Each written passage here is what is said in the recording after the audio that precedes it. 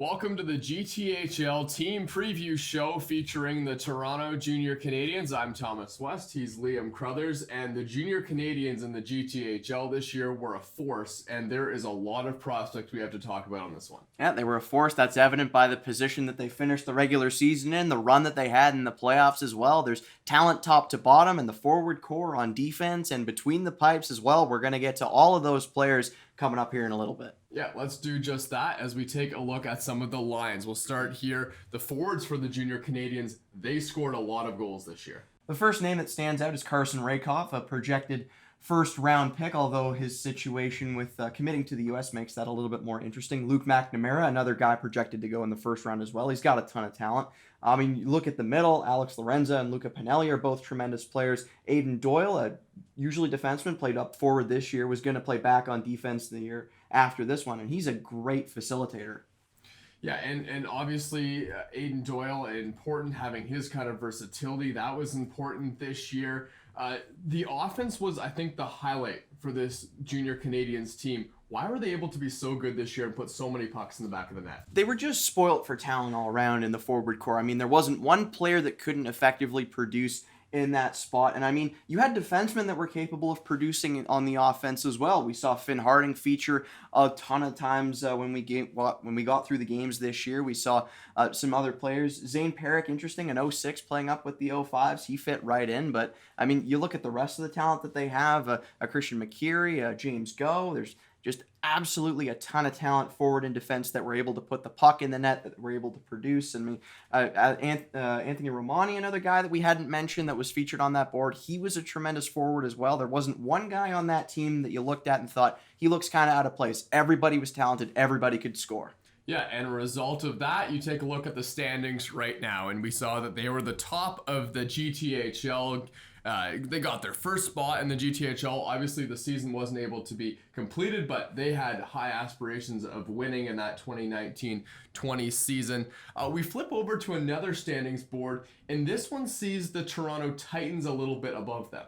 Yep, but the degrees of separation between the Titans and the Canadiens is so slim. You see in the rating there, separated by 4 100ths.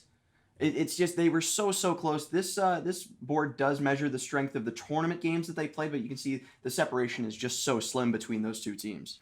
Yeah, and obviously these were both two strong teams, and the Toronto Junior Canadiens, I think that the season series where the Titans were able to defeat them 3 times probably had a little bit to do with that. Okay, Liam, are you ready to do some projections? I am. Okay, so we're going to put together a few projections that we have for the upcoming OHL Draft from this Junior Canadiens team. We'll start with yours. You cue me up, and I've got no problem saying that Carson REHKOPF is a first-round pick. I don't think I'm going to get any argument there. MCNAMARA is a strong player as well. You'd see that second and third round, I've got loaded with talent, and even in 4 to 7, I project those guys to be 4 and 5. It's going to be rare that any of those guys slip to 6 or 7. As I mentioned, they were spoiled for talent. There was so much that this team could do. I really liked Finn Harding, I mentioned, on the back end, and James GUO, Aiden Doyle, just 2 very important players the way that they played. There wasn't one guy that you could look at on this team and think he looked out of place, as I mentioned earlier. I mean, they've got a ton of top-end talent. So Carson REHKOPF is obviously a guy with immense talent on this Junior Canadiens team. But it's not necessarily a guarantee that he goes in the first round, because there are some other factors as well as a lot of things that go on behind the scenes. Carson REHKOPF, it's not for sure that he's going to the OHL. He may go to the U.S. Yeah, there is the caveat of the question if games will be played in Ontario. And I mean, REHKOPF is a can't-miss first-round talent. Any other year, he would be in that first-round spot. But it's the factor that he's already committed to the U.S., but he's still a first-round talent. And I believe that there's a team in the OHL that's willing to lobby a first-round pick on this guy to try to convince him to come to the OHL. As we move over to our next set of projections now, these are my projections, and we have a lot of similarities between our two, because this was a very strong team. There's not much question between these. Obviously, Carson REHKOPF as well, I have up there in the first round. If he goes to the OHL, what that remains to be seen. Luca PINELLI is another guy who I think could find himself in the first round as well. He's got a great shot. He's a great skater, and he's a guy that I think every OHL team is going to want. Finn Harding, LAURENZA, and Doyle as well. The versatility, how strong is that, having him on an OHL team? I believe this is a strong roster. We had a difference between Luca Pinelli there in those rounds. And I don't think that's any accreditation to the talent that Pinelli has. I do think he's a first-round talent, but the saturation of draft picks that you have in that first round, I think, is going to be a little bit too much for Pinelli to be able to muscle his way into. And I do mean muscle because he's a strong kid. He's got a great shot to him offensively. He's aware. He's got good positioning. He's a first-round talent that I think ends up in the second round. And I think that whoever takes him is going to be more than happy with the player that they end up picking because he is truly can't miss. But unfortunately, just the nature of the year and the nature of how many first-round picks are available, I think someone is going to miss. As we transition now, we take a look at the goalies. And the goalie tandem this year for the Toronto Junior Canadiens was about split 50-50, and both guys were great. Coach Dave Denizio kept to his word. He played both of these guys evenly throughout the year, even into the playoffs. Antonino Rizzo and Josh Branton, I think they both had outstanding years in their own right. And I mean, each guy showed a ton of talent. They were both able to move between the posts. They made some big saves, and they were part of a key playoff run for the Junior Canadiens. Yeah, let's talk about that playoff run a little bit. It was really interesting to see that both goalies were played throughout the playoff run. Does that speak to how well they both played, and it's just impossible to make a decision between the two? Yeah, and I think some OHL team's going to have to make the decision of who to pick first. I mean, both guys featured about the same. You have the same amount of tape from 2 years ago that you're going to be looking at, but it comes down to who do you like more. And I think that there's very little separation between the two goaltenders. Whoever you pick, you're going to be happy with, but it's a question of who do you think you can develop more into a goaltender. Now we want to go into something where we're going to feature a player that we think has some value in the OHL draft that may be getting overlooked. We'll start with your pick. I love Luc MALKHASSIAN. There's nothing more that I can't say about this guy because he's extremely intelligent offensively. He's very shifty. The only reason I wanted to spotlight this guy is because I think some team is going to miss because of his size. He's a bit undersized, but I mean, he's got a great set of hands to him. It's going to translate very well at the OHL level. I mean, no matter who takes this guy, you're going to be happy with who you get.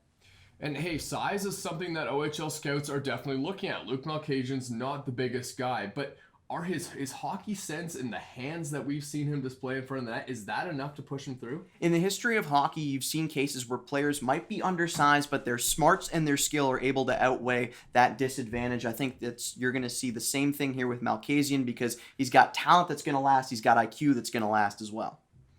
Another guy who I would like to feature is Aiden Joseph Doyle. This is a guy who has been fantastic this year for the Junior Canadiens, and it's his versatility that might be some of his best attributes, as well as his ability to find the back of the net, and most importantly, his ability to lay a body on a teammate and stand up for his guys. He is a physical player. He spent most of his time growing up playing from the defensive side of things, but he's transitioned to a forward, so he has the ability to get both drafted as a forward or a defenseman in the upcoming draft, which is certainly a valuable attribute. I mean, that versatility makes you so available. If a team doesn't have a spot for you in their upcoming top 9, look at the D-cores. They're a spot for a top 4 defenseman. Aiden Joseph Doyle is a top 6 forward and a top 4 defenseman. No matter where you play him, he's just got such an incredible skill set that makes him so versatile.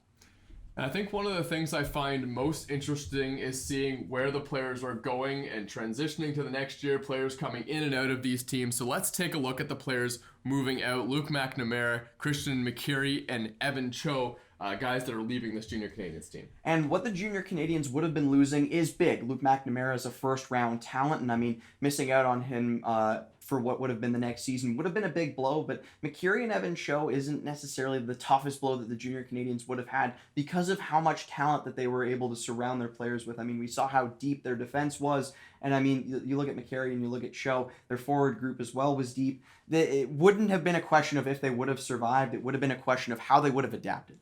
Okay, so now let's take a look at some of the players that they are going to fill these gaps with, and this should be really interesting as well as having Luke MCNAMARA, Christian MACIERI, and CHO. These are gaps that they have to fill. They do have to fill these spots in their lineup. Ben Lalkin, Stefan Fergione, and Tate Landry coming for the West Van Academy. He was not playing the GTHL, but returning to the Junior Canadiens. Yeah, and I mean, you look at the guy going out, MCNAMARA, you look at the guys coming in, you're getting 2 top-line centers. Stefan Fergione had a little bit of competition with Vaughan. Now he gets to play, or he would have gotten to play on a top team. Lalkin's a tremendous talent in his own right. And Tate Landry, you mentioned, formerly the junior Canadian, went to play out west, but he would have tried to make his return back to the junior Canadians. I think he would have fit in well. I think what the junior Canadians would have been getting would far outweigh what they would have been losing. Yeah, and how about Stefan Ferjoni? As if that team didn't need enough physicality and skill, Ben Lalkin as well is going to really help out with that. From Thomas West and Liam Crothers, we appreciate you tuning into this